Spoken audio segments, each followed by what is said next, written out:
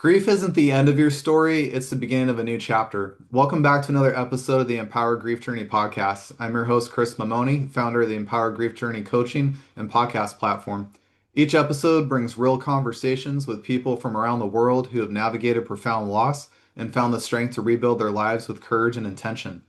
Together, we'll explore what it means to move from survival integration, reclaim your identity, honor your grief journey, and create a future grounded in resilience and purpose. Walk with us as we transform grief into growth, one story at a time. Before I introduce today's guest, I want to remind all of you listeners to go over to empowergriefjourney.com where you can explore recent episodes of the podcast, grab a copy of the Empower Grief Journey anthology, and book a free grief clarity call to start your own Empower Grief Journey. Today, I have an amazing guest with us. He's a fellow sailor at another end of the country from where I'm at. But his name is Bill Cushing, and he was called a blue collar writer because of his time in the Navy and as a shipyard electrician. He earned a MFA from Goddard College and taught college English in Los Angeles. His nonfiction has appeared in print and online, including in Barter's World, Boomer Cafe, and San Juan Star. Bill has published five poetry collections, a book of short stories, and one of his personal memoirs. In 2024, his book, Heroic Brothers of the Civil War, won a Global Literary Award for historic nonfiction.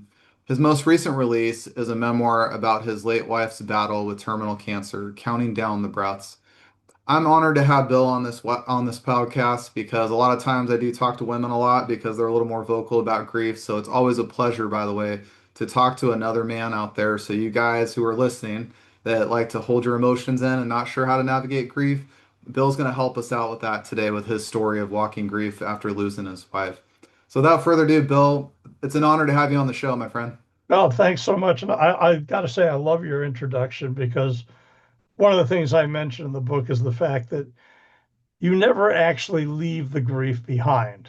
You just learn to put it adjacent to the rest of your life, and you just sort of carry on as best you can. But that becomes, I mean, it is as part of your life.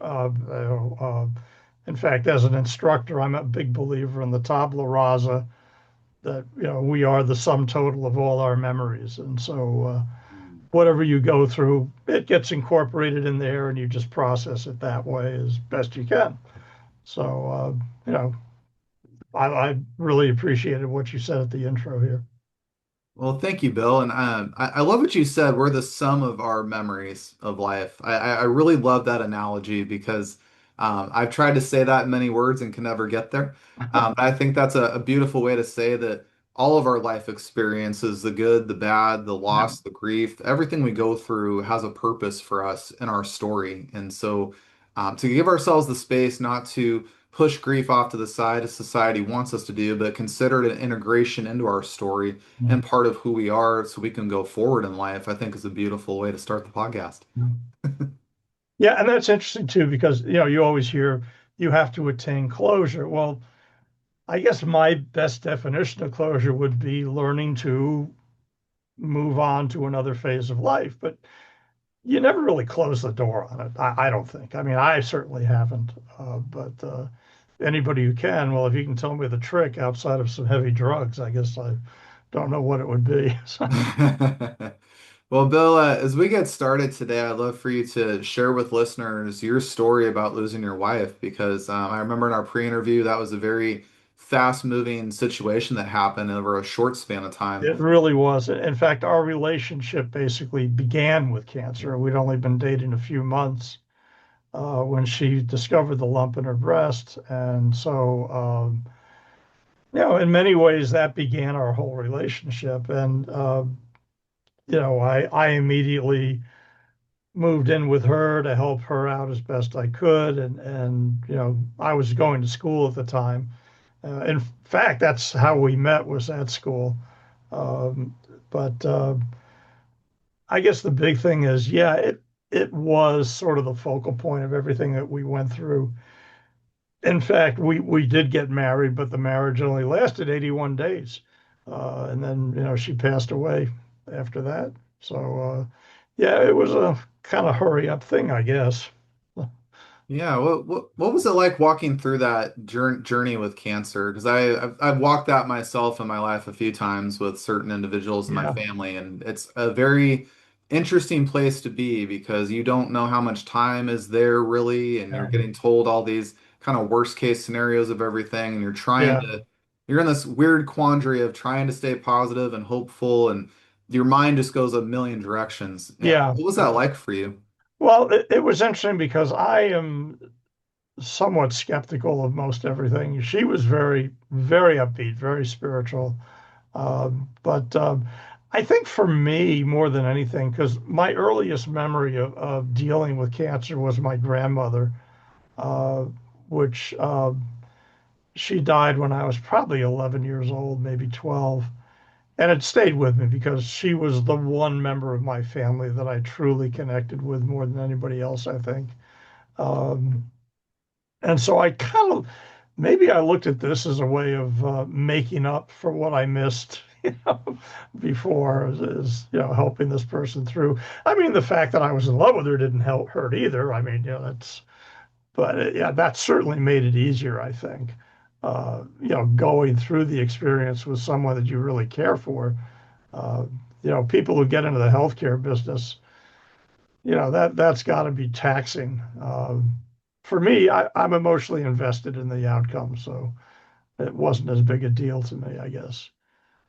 Yeah, and, did as far as emotions goes, that's something us men are really bad at Yeah. communicating in many ways.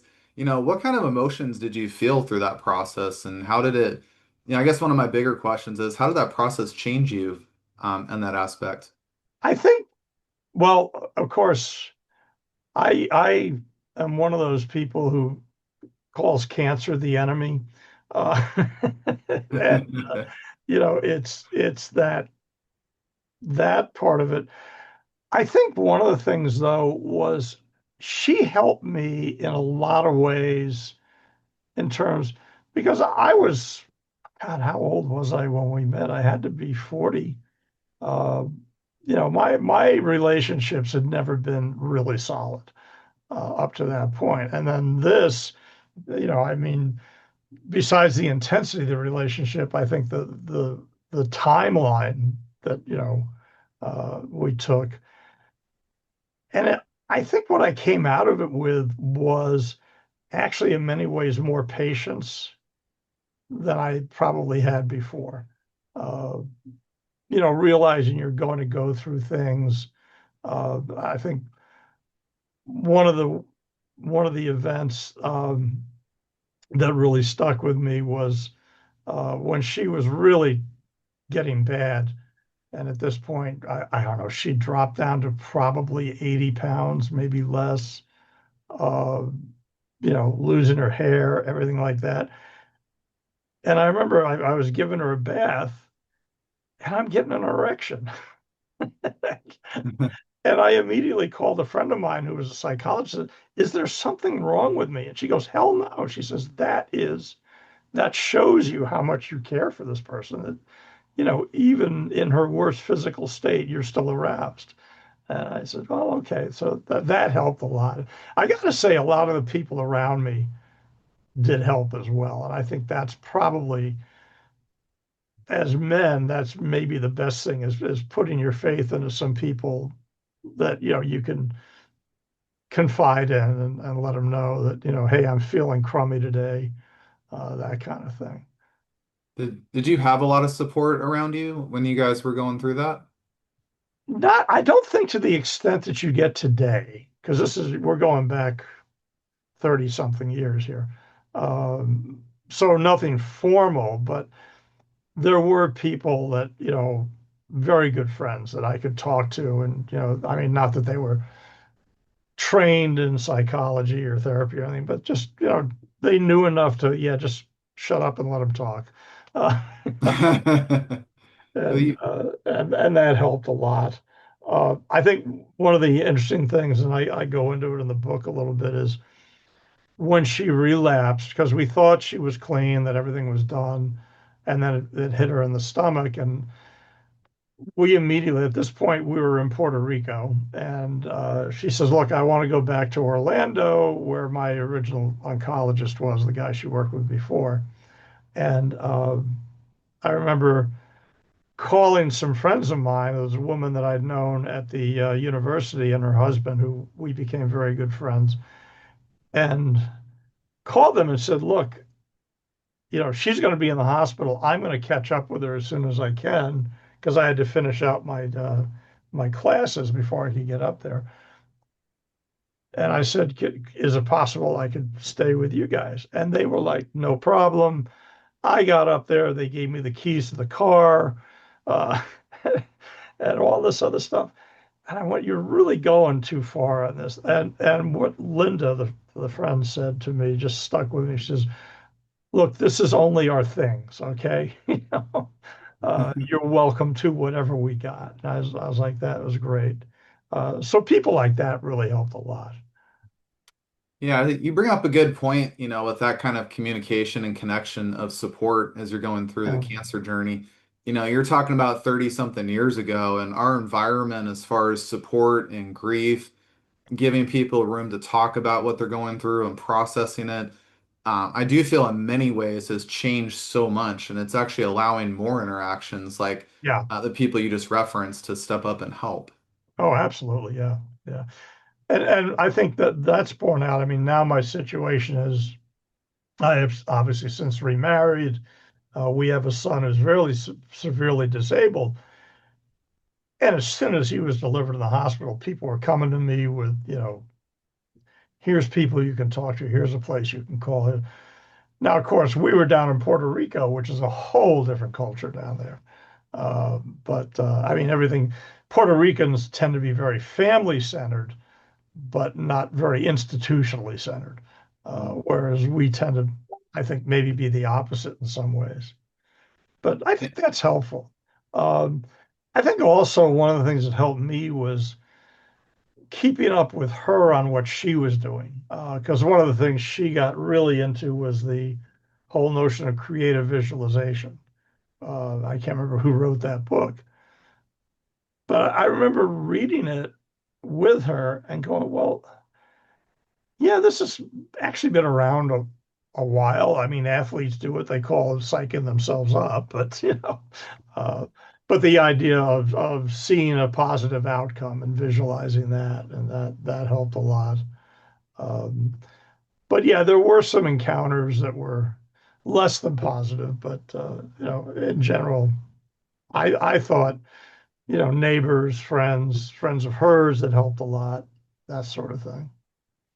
So tell me a little bit about, after she passed away from cancer. I mean, that had to have been a very crushing moment going through that. And I try to get to on the show, what does the healing journey look like? Because a lot of people see the raw part of grief. And, Yeah, when you go through a cancer journey, it's not, most people that haven't experienced it, it is not a pleasant time towards the end. yeah, It's a yeah. very, very Well, emotional up and down, a lot of stuff going on. And, once yeah, somebody passes, though, it's almost like everything goes quiet and still, and all this caretaking responsibility we had almost comes to a stop. And we get into this place of all of a sudden kind of like a shock, so to speak, yeah.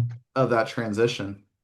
I think there's two things that kind of helped me, and one of them was the fact that I write and I kept journals, and I'm a big believer in that. I was constantly writing. I mean, especially during the ordeal leading up to her death, I was writing just about all the time.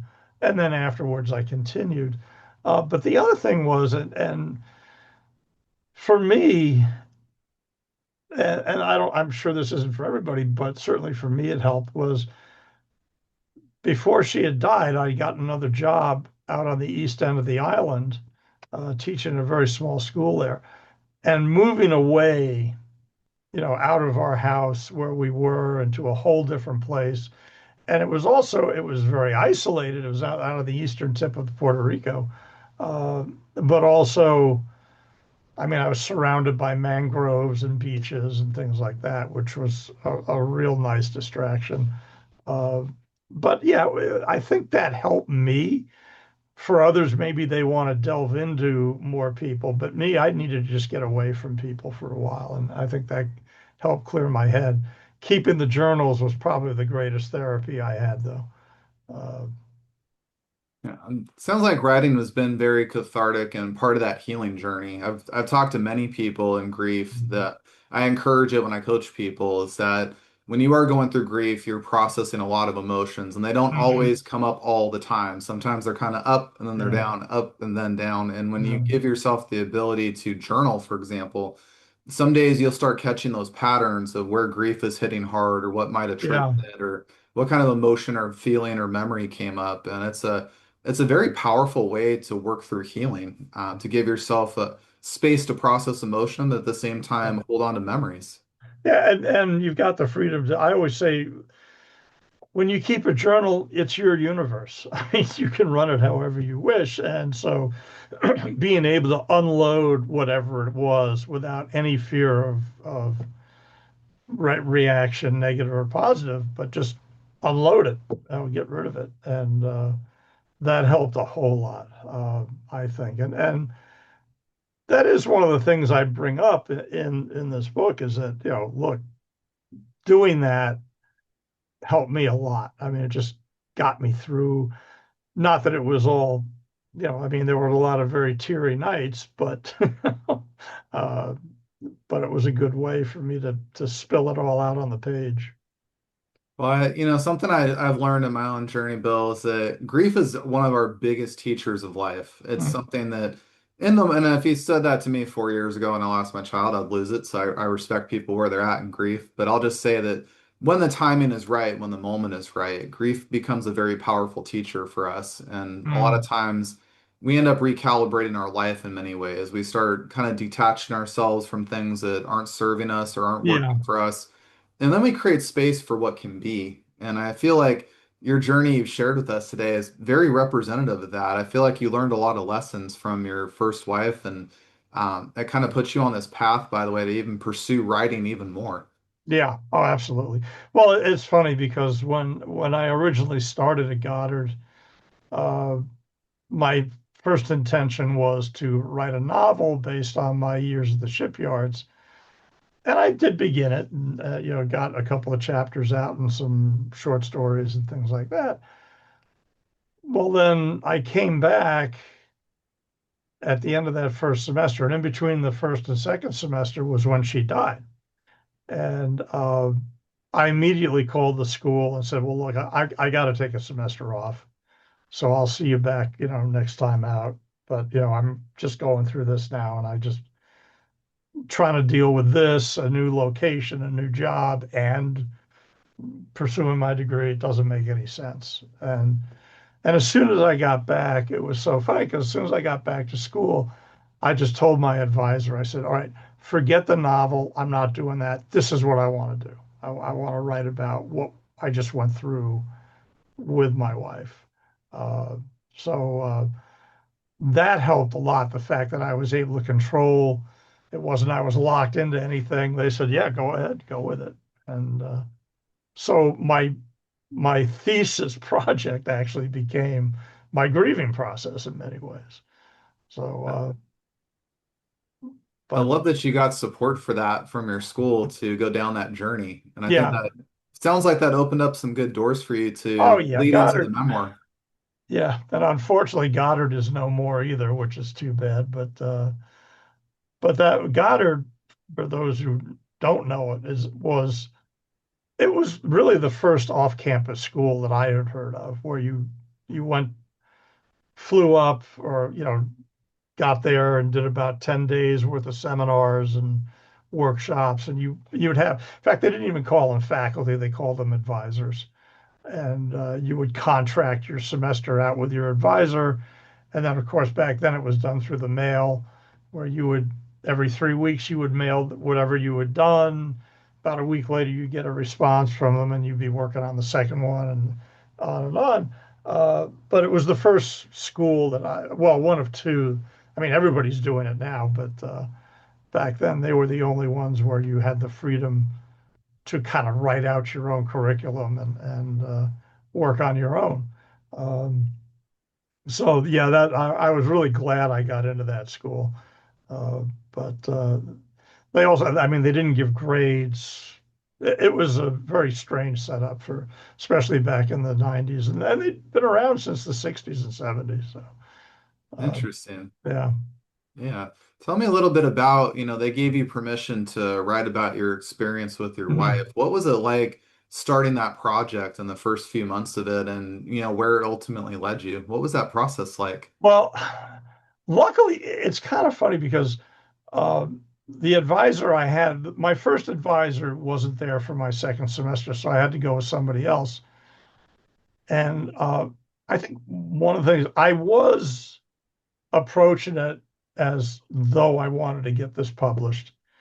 And this is one of the things I talk about with the school is my instructor or my advisor, my second and third semesters when I was working on this thing, she didn't even have a bachelor's, but she had published like 8 books. So I said, well, who do I want to learn writing from? The guy who's got the degree or the woman who's been out, publishing like crazy? And so she was very good. Sarah Schulman was her name, and still very active. She writes plays, novels. She's done some history stuff. Um, so I think the structure of the school was perfect for me. You didn't have to sit in a classroom and take notes. You did your work and you did your reading and that kind of thing. So having that freedom, I think, was, of course, I'm older, so I can handle that kind of thing pretty easily. But but yeah, the structure of the school really helped, I think, because they gave you the freedom to change directions if you wanted. Yeah. Did you have any new emotions or any new processing of grief that came up through that writing process? Maybe Um, parts of what you experienced you kind of didn't really remember right away when things first happened, but they just started coming back to you as you were writing? yeah, I think, well, one of the things, obviously, memories of my grandmother were probably the most prominent. You got to really, I mean, and really in many ways, I mean, look, I had grown up with friends dying and things like that, but it never, this is really kind of a first time encounter for me in many ways. I mean, even though I was in my 40s, I hadn't dealt with death other than, I mean, okay, I've had friends at work die, I've had friends in my life die, but none that were that connected to me, that wound up into my life, that it forced me to deal with, all right, instead of, my life is going on, it's like now my life has changed. It's not just, I think it's one of the things I find kind of fascinating, especially with us. In fact, it's funny because now, ever since then, my freshman comp classes are on death and dying. That's what we focus on. It's I call it the last chapter, and everything we read deals with that. I usually promote it among nursing students, psych students. Say, hey, you guys are going to be dealing with this pretty directly. Um, but one of the, I think one of the kind of funniest things that came out when I was doing my work, because of course most of my readings were on that. I don't know if you've ever read How We Die, which I think is one of the greatest. The Sherwin Nuland book is a great book on the topic, and that's sort of the centerpiece of my class. But that was one of them. But I'm reading all these books on cancer, on death, and terminal illness. And every once in a while, of course, I would bring these with me to read whenever I had a chance. And people were like, "Are you okay?" It's like, "Is anything going on?" I said, "No, no, this is for my degree." Okay, so I'm not on the edge. There's nothing going on here. But Yeah, that's fascinating how the circle of life happens that way, where yeah, yeah, you weren't intending to write on these topics like you did, and then that moment about death and dying, and yeah, you went through it first, and then ended up being able to teach a class with students to how to navigate that. yeah. And that's sort of my idea. The whole forewarned is forearmed. Uh, if you have an inkling of what's coming. Well, I always love. I think this is one of the things, and I'm sure some of your viewers may appreciate this. or not. Um, but I remember when David Bowie died some years ago, and one of my high school friends said something about, well, all these personalities I grew up with are dying. What does it all mean? I said, what do you think it means? We're on the short list too, pal. Get ready because we're not going to last forever. And that I think is one of the things. It's really helped me um, kind of. I don't know if you've ever read Francis Bacon's essay on death, uh, but I've always loved what he wrote. Basically, I'm paraphrasing, but he said, "What is it? Man fears death as a child fears the dark." And as the fears in one are compounded by stories of the unknown, so are fears in the others. And I always said that is a really great summary of, how we look at it. That, you That know, is a powerful perspective about death. yeah, no, I've always, and that I read that not long after my grandmother's death, because here again, that really affected me. And my dad had a collection of his essays there, and I saw this one on death, and I read that, and said, yeah, that sums it up pretty well. Yeah.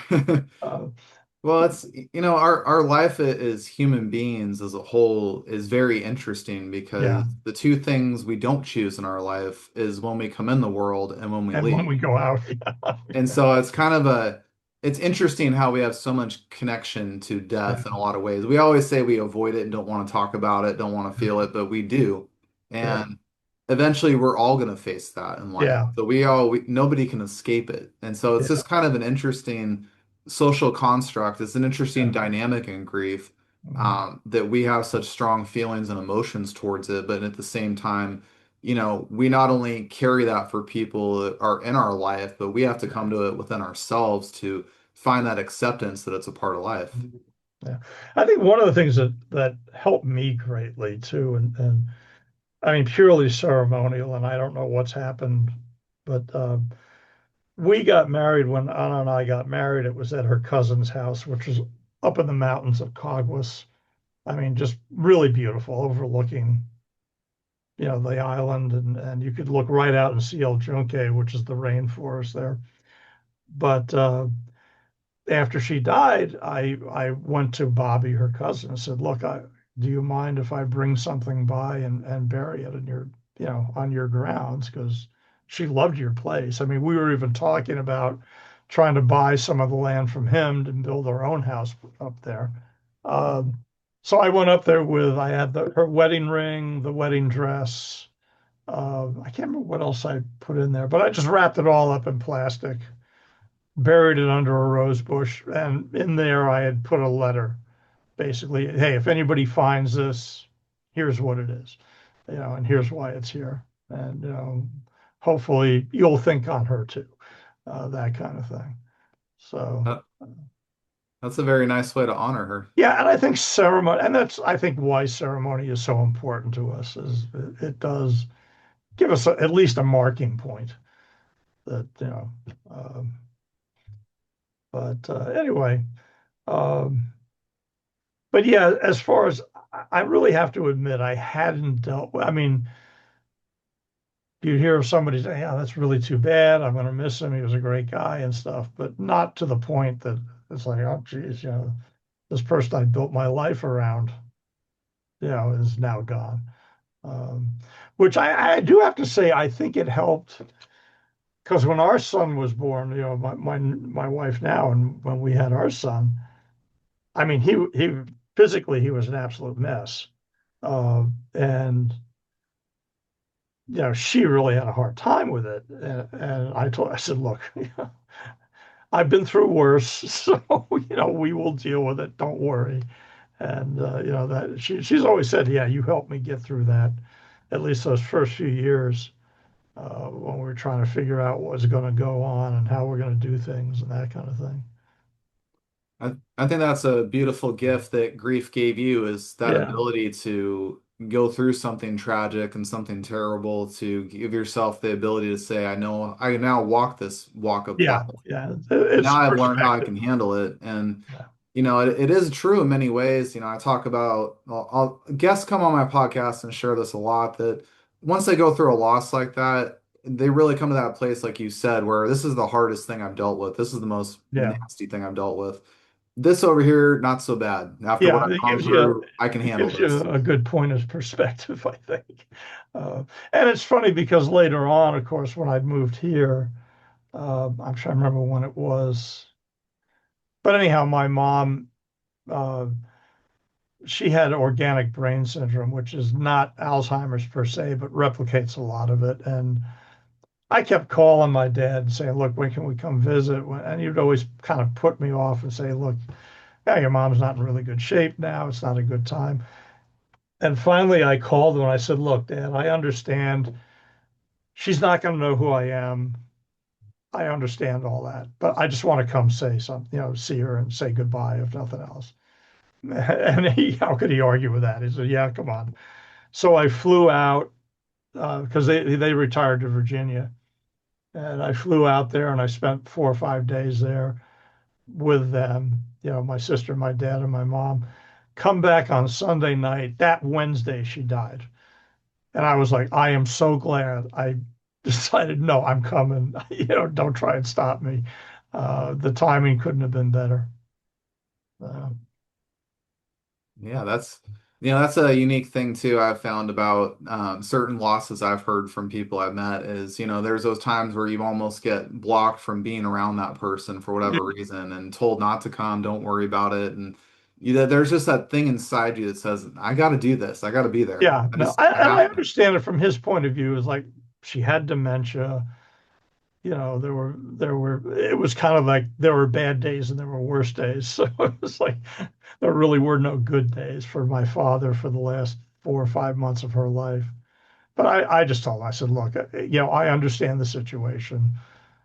I'm perfectly willing to accept that, but you got to let me at least come and, if nothing else, hold her hand or something, just one last time.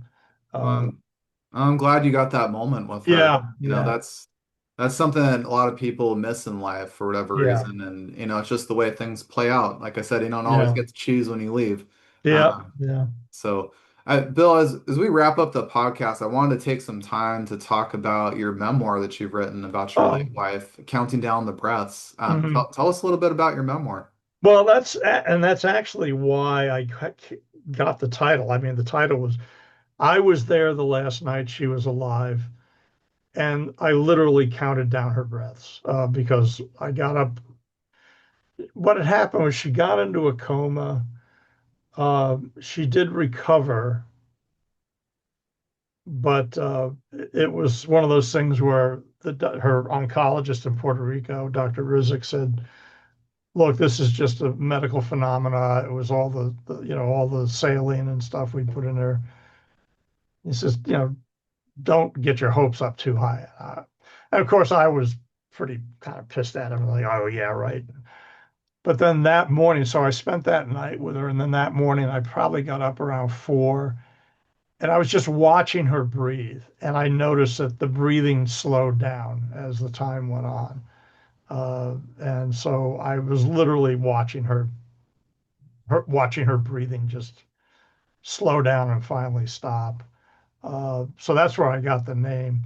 But it was one of those where I very happy accident. I was able to be there. Very happy that she had come to long enough to see everybody, see her son, her daughter, her parents. Her brother was not in Puerto Rico at the time. He was in New York, but she got to talk to him on the phone. So I thought that was, one of those things where, well, if it was simply a biological phenomena, it was well timed.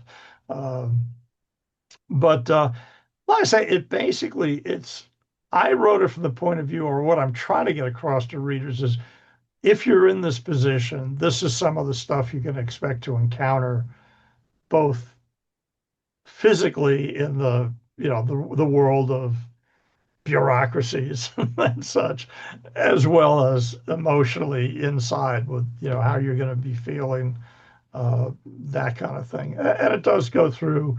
I mean, it starts with us well, the book actually starts with her finding the lump and then going through the mastectomy or the biopsy, the mastectomy, moving to Puerto Rico because once we were done, she says, "Look, I want to go home." I said, "Fine, you know, I don't care." I mean, you're asking a kid from New York City if he wants to move to the Caribbean, not a hard sell. Uh, um, and then, getting down there and getting established, and it just goes through the dynamic of the family, um, things like that. But then probably the bulk of the book is, yeah, finding out again that it had come back. And I think probably the heaviest moment for me is when, well, I say I was teaching, so I had to wait till my classes ended to go back, join her in Florida. And I remember calling the doctor's office, calling the doctor up in Orlando to just let him know, hey, I'm coming up, just check in, see what's going on. And the woman, the receptionist, said, well, he's with a patient. I said, well, look, let me just leave him a message. I said, tell him Bill Cushing called. And as soon as I said my name, she goes, oh, wait, hold on. And right then I was like, oh, that's not good.